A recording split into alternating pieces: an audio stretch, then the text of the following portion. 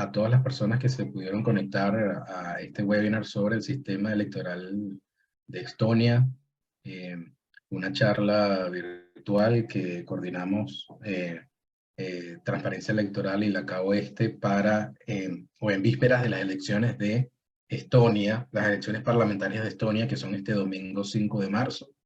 Hoy es jueves 2 de marzo, son las 11 a.m. acá en Argentina, las 9 a.m. en Panamá.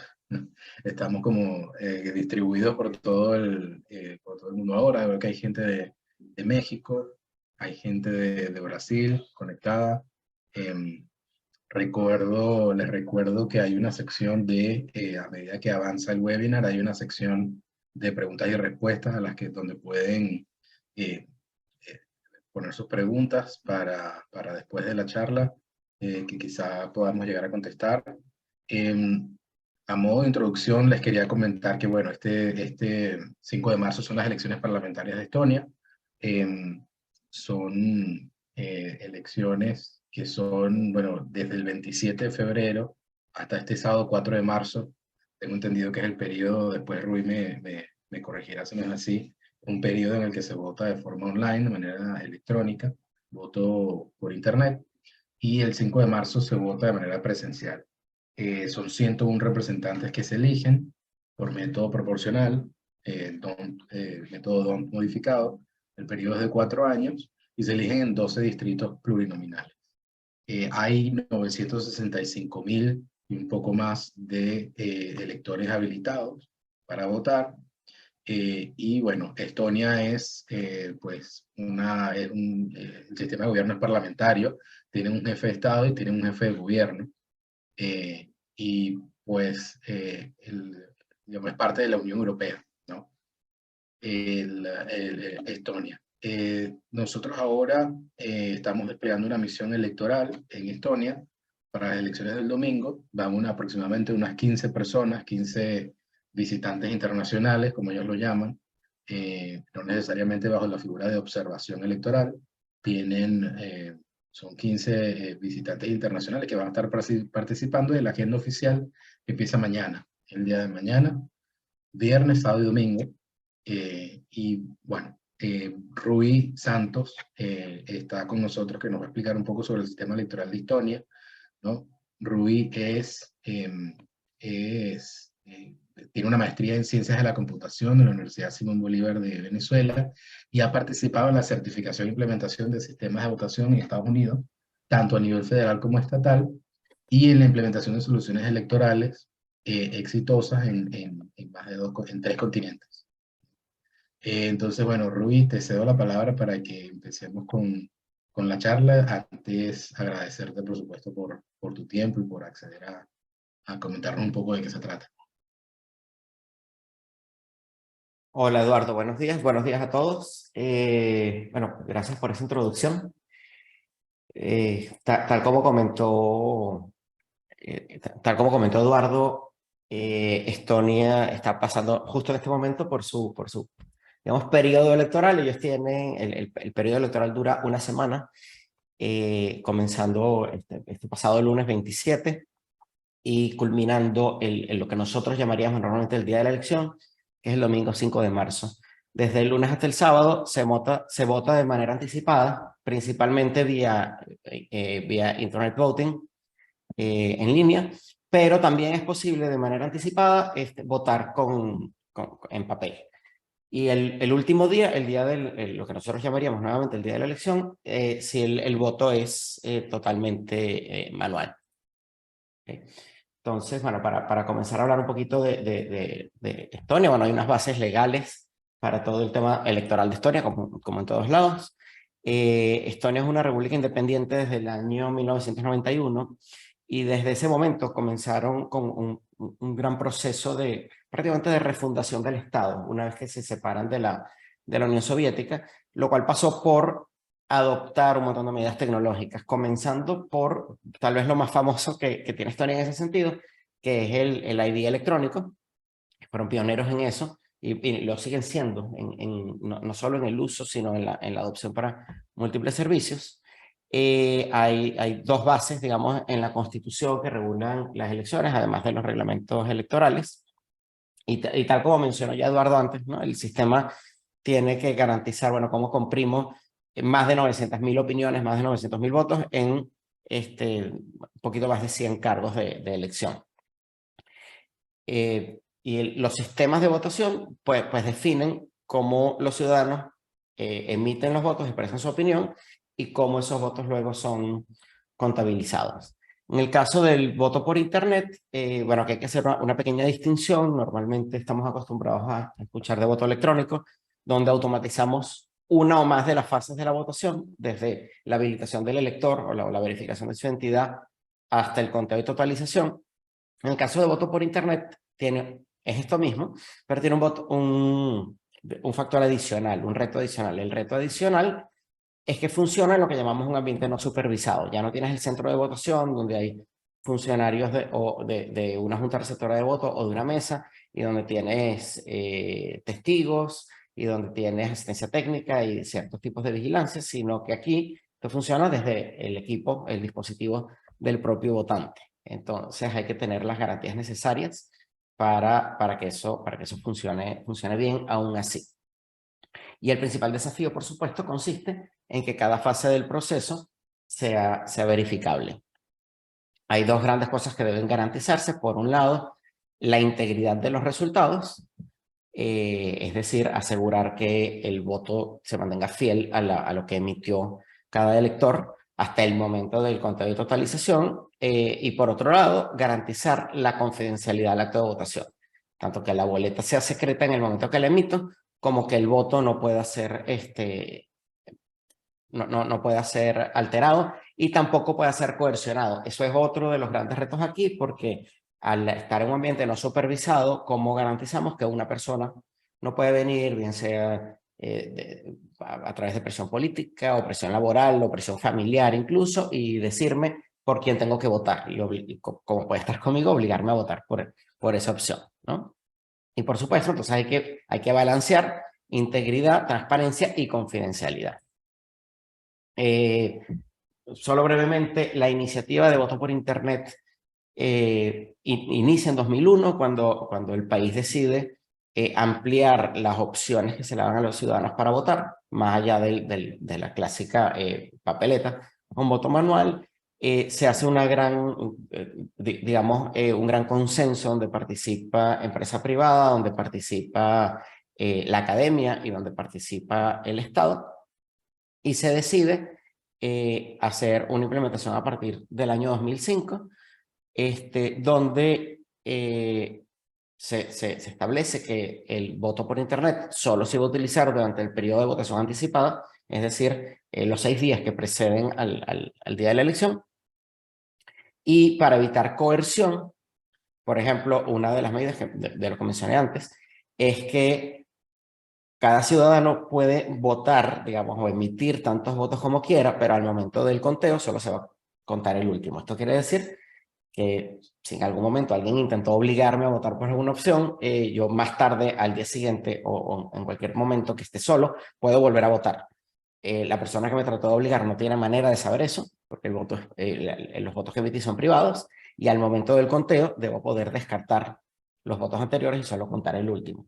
En el peor de los casos, el ciudadano siempre puede ir el domingo al centro de votación, votar en papel, y si un ciudadano votó en papel, entonces sus votos electrónicos registrados en la plataforma se eliminan y no se contabilizan. De este modo garantizo que cada persona pueda contar un solo voto.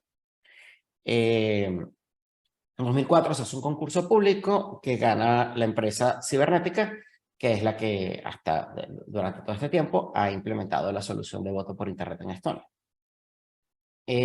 La opción ha sido progresiva. Hay que tener en cuenta que esto es voluntario, es decir, nadie está obligado a votar por internet.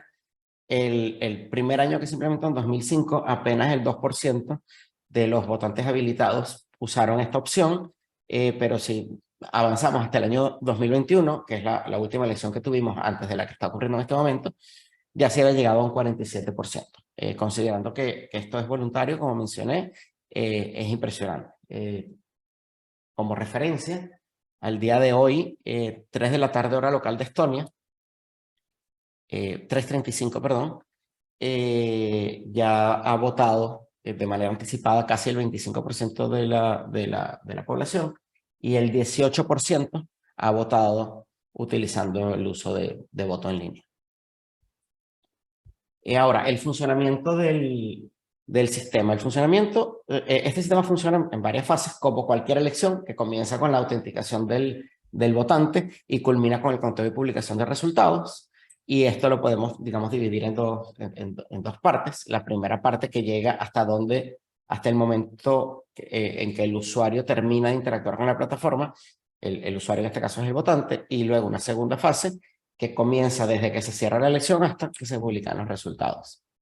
En el primer caso, para la parte de autenticación, se hace uso de una tecnología que hoy día es la tecnología de identidad digital que se considera más avanzada en el mundo, que es la Identity Card de Estonia.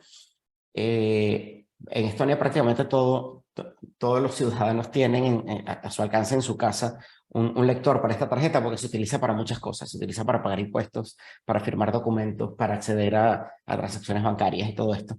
E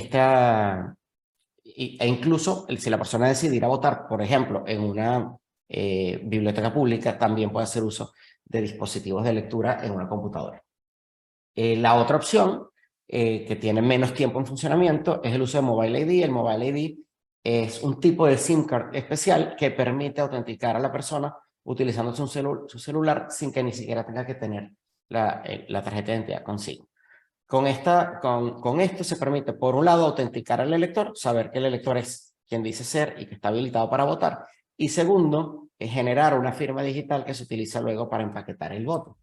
¿Cómo ocurre esto? Una vez que se activa la sesión de votación, al votante se le muestra una boleta. La boleta en Estonia es bastante sencilla. En esta boleta o papeleta electrónica, la persona simplemente marca sus opciones y luego tiene una opción de verificación. Una vez que verifique y decide enviar el voto, por un lado, se utilizan esquemas de cifrado asimétrico para implementar un esquema de doble sobre. Es muy similar a cuando votamos por correo. Cuando votamos por correo, primero metemos la boleta en un sobre anónimo y luego metemos ese sobre dentro de otro sobre que va firmado. Pues aquí lo primero que se hace es lo mismo, pero de manera electrónica. Primero se hace cifrado de ese voto utilizando la clave pública de la elección o del servidor de totalización, digamos. De esta manera el voto se anonimiza porque solo va a poder, o mejor dicho, se vuelve confidencial porque solo va a poder ser abierto en el momento de la totalización para contarlo. Y luego se firma digitalmente utilizando el certificado digital del usuario. Y se guarda en una urna electrónica. Esto hace que yo pueda, por ejemplo, como mencioné antes, que cada usuario puede emitir más de un voto y al final solo se cuenta uno. La firma digital me permite saber antes del momento del conteo cuáles sobres corresponden a cada usuario para que yo solo mantenga el último que se guardó. Una vez que el voto es enviado y registrado, se le retorna al usuario un código de verificación. Esto es un recibo único para cada voto que se genera en ese preciso momento y a través de una aplicación aparte que no tiene que ver con la aplicación de votación y no requiere estar logueado ni nada, el votante puede escanear este código y comprobar que su voto fue guardado tal cual como era su intención. Es decir, el voto la boleta fue llenada como yo quería que se llenara y luego fue guardado en la urna de esa misma manera, no fue alterado. Esto me permite me permite garantizar estas dos cosas. Y uno se pregunta, bueno, ¿qué pasa si la verificación falla? Si la verificación falla, probablemente es porque yo me pude haber equivocado, el elector se pudo haber equivocado, y por la misma característica que tenemos para evitar coerción, también permite que el votante corrija errores. Si voté y la verificación me arroja que no emití el voto como yo quería, yo puedo volver a votar y nuevamente ese último voto es el que se va a contar. El voto se guarda bajo este mismo esquema de doble sobre, es decir, aquí no se abre nada todavía en la urna, esto va a una urna, digamos, sellada, pero electrónica, y cada voto que entra genera una prueba criptográfica y un hash que se publica en una cartelera a la que se tiene acceso público, valga la redundancia, con tecnología tipo blockchain que puede ser verificada por cualquiera. Y esto me genera un registro, una bitácora inmutable de todo lo que está pasando dentro de la urna. Esto, de esta manera, no puede ocurrir ninguna modificación dentro de la urna porque esto alteraría esta bitácora externa que es pública y está auditada, y sería inmediatamente evidente que hubo alguna irregularidad. También se utiliza almacenamiento distribuido para garantizar alta disponibilidad en cualquier momento que el votante entre debe poder votar y ser resiliente a fallas. Si falla uno de los servidores, todos los demás siguen funcionando, no se pierde ningún voto. Una vez que están todos los votos almacenados, se cierra el proceso el día sábado en la noche. El día domingo se vota. Una vez que se cierra la elección el día domingo, la elección normal, se cuentan los votos de elección anticipada. Por un lado, los que se emitieron en papel.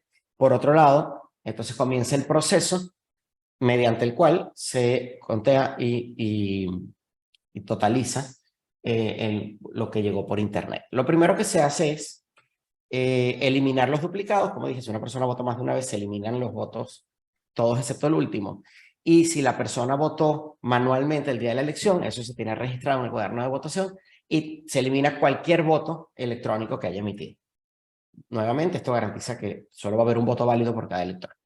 Una vez que eso se hizo, digamos, se rompe el sobre externo, se eliminan las firmas digitales. Esto es equivalente en papel a romper el sobre externo que está firmado y solo dejar los sobres anónimos. Ahora lo que me va a quedar son un montón de votos cifrados, de los cuales todavía no puedo ver el contenido y tampoco sé de quién son.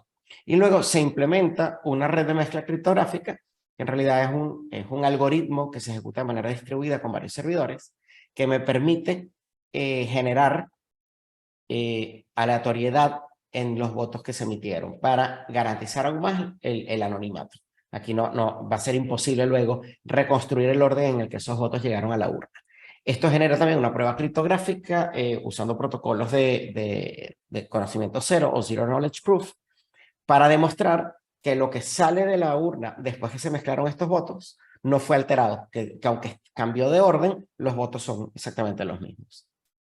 Una vez que se termina esto, entonces esta información es exportada a un almacenamiento externo y transportada a un servidor que no está conectado a internet, no está conectado a nada externo, de modo que se evita cualquier tipo de sospecha de que alguien se pueda conectar. En este momento hay varias autoridades que tienen una clave distribuida para construir, digamos, la clave que permite abrir los votos, desencriptar los votos.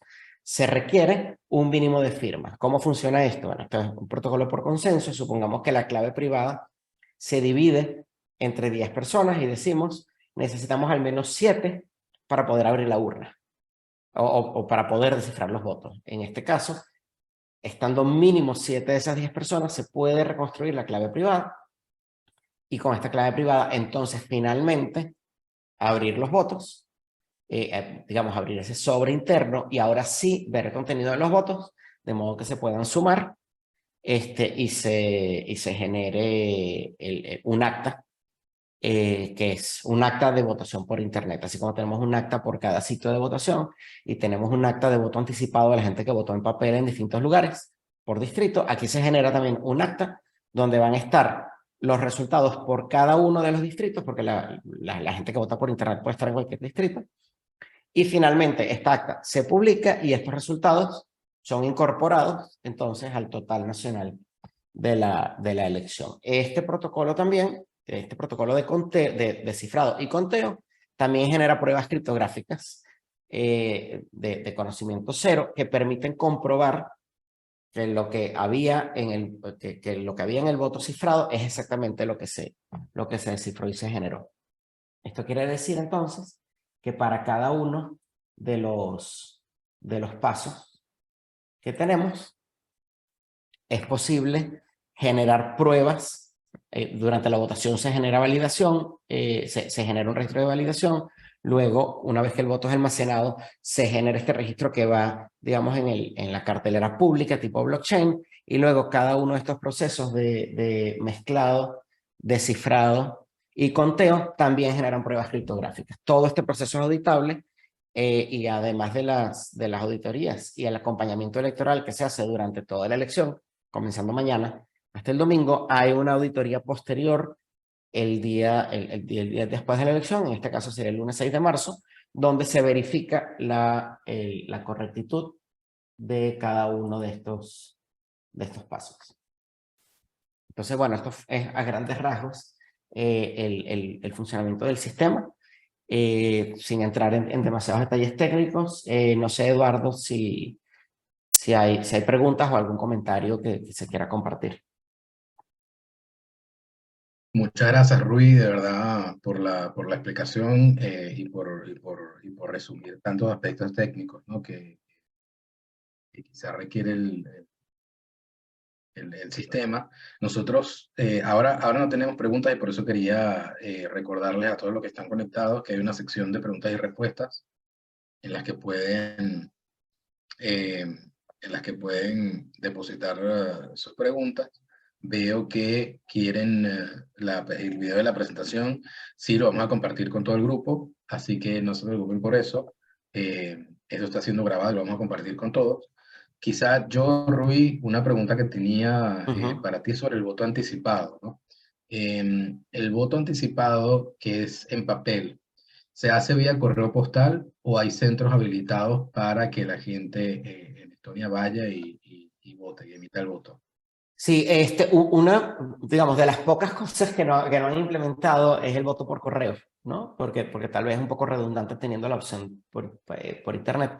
Para el voto anticipado en papel, lo que se hace es que se habilita al menos un centro de votación de voto anticipado, o un centro de recepción de votos, lo llaman ellos, al menos uno por cada distrito electoral. Es decir, para que un distrito electoral quede sin cubrir. En algunos casos más de uno. Y ellos han llevado este tema de la conveniencia al extremo de que incluso, por ejemplo, en la capital, en Tallinn, hay varios centros de voto anticipado ubicados hasta en supermercados. O sea, la idea de todo esto, y por eso decía que aquí no se trata de sustituir un método por otro, una tecnología por otro. El método, la idea de todo esto es que la opción de votar le llegue a la gente de la manera más sencilla posible y, como decía al principio, ampliar el acceso a la mayor cantidad de gente. Entonces, en los distritos pequeños geográficamente, digamos, no necesariamente es por gente, la idea es que la gente tenga que desplazarse poco para llegar. En los distritos geográficamente más pequeños, hay, como te decía, hay al menos un sitio para votar. En los distritos que tienen más gente o que tienen un área geográfica mayor, entonces se ubican diversos sitios. Normalmente hay sitios como oficinas de consejos municipales o alcaldías, bibliotecas públicas y supermercados. Son así como que tres de los sitios clave donde ubican estos centros de votación. Ok, entiendo, perfecto. Bueno, te hago una pregunta subsecuente. En ese caso, perdón, en el caso de que, porque mencionabas que el voto online es opcional, ¿no? Sí. ¿Y el voto presencial es facultativo o es obligatorio en Estonia? Es decir, el voto Es opcional también. Ellos no tienen, la claro, ley no es no te obliga a obligatorio. votar, es un derecho, pero no es obligatorio. Claro, entiendo, ok. Bueno, porque, claro, para darle un poco de contexto quizá a los que están conectados, muy brevemente, desde el 95, la participación electoral en Estonia es de aproximadamente, varía entre el 58% y el 70% aproximadamente. El pico se dio en las elecciones de 1995 y el punto más bajo fue en las elecciones siguientes de 1999, en las que votó un 57% del padrón, Sí. ¿no? Entonces, ahora me parece que un dato interesante, Rui, que me parece que lo mencionaste en algún momento, es que de este 60% que vota, por lo general, 60-65% que vota, aproximadamente la mitad vota online. Sí, fíjate, ahí justo estaba buscando hasta la mina. Yo Claro, no traje acá números de participación 47%. absoluta. 47% en 2021. Es probable que eso aumente en esta elección, no lo sabemos todavía, pero va bastante bien. Pero ha sido una subida constante desde el año 2005. Hay que considerar incluso que 2021 fueron elecciones locales. ni siquiera era una elección, o sea, era para elegir autoridades locales. Normalmente la participación mayor, si mal no recuerdo, es elecciones parlamentarias, y luego le siguen las locales y las elecciones del Parlamento Europeo, ¿no? Entonces, es también notable haber tenido casi 50% en una elección que era solo de ámbito local. Ok. Bueno, mira, tenemos una pregunta de Claudia Vargas. Ella es consejera electoral del Instituto Electoral y de Participación Ciudadana del Estado de Jalisco, Okay. en México. Ella pregunta sobre el tema de la cancelación de los votos, porque tenemos entendido, creo que lo mencionaste también en la exposición, que un voto, es decir, los ciudadanos pueden votar tantas veces necesiten, pero para el día que cierra la elección, el voto que vale es el último emitido, ya sea online o en papel. ¿Cómo funciona? Quizás si puedes explicar esa parte. Sí, en el momento, claro, aquí por brevedad, yo no puse como que todos los, digamos, paso por paso. Antes de llegar a este paso de mezclado de los votos, que yo mencioné que se elimina la firma digital y los duplicados, hay otra cosa que ocurre aquí, que es que se hace un cruce de información entre los cuadernos de votación del día de la elección o la lista nominal que se utilizó el día de la elección para la elección presencial y el voto que se hizo y la lista de gente que votó por internet. Si hay coincidencias, es decir, yo ahí lo que tengo que saber es básicamente los números de identificación de quienes votaron el domingo. Al cierre del domingo, esa información se cruza con lo que hay en la urna digital y si hay coincidencias, ese voto es eliminado de la urna digital. De modo que sabiendo que hay un voto en papel depositado en una urna de manera presencial, pues entonces se eliminan él o los votos digitales que coincidan con esa misma identidad. Claro, Entonces, entiendo. así es Es como decir, se hace. está como muy basado en el sistema de ID digital, ¿no? De Sí. Estonia, es decir. Y por otro lado, esa es una estrategia que tiene que ver un poco para evitar extorsiones, ¿no? A los electores que quizá, no sé, por ejemplo, haya un voto asistido online, una persona votó Exactamente. online. Cuando hubo estas discusiones, una de las cosas era, bueno, ¿qué pasa si yo el día viernes antes de la elección, yo soy dueño de una empresa, tengo 10 empleados, ¿no? Y los convoco a todos a la oficina y le digo, quiero que todos voten aquí en esta computadora delante de mí por tal candidato, tal opción. Y justamente eso era uno de los retos del ambiente no supervisado. En un ambiente supervisado, en un centro de votación, tú tienes los funcionarios electorales de la mesa o de la Junta Receptora del Voto y además tienes testigos.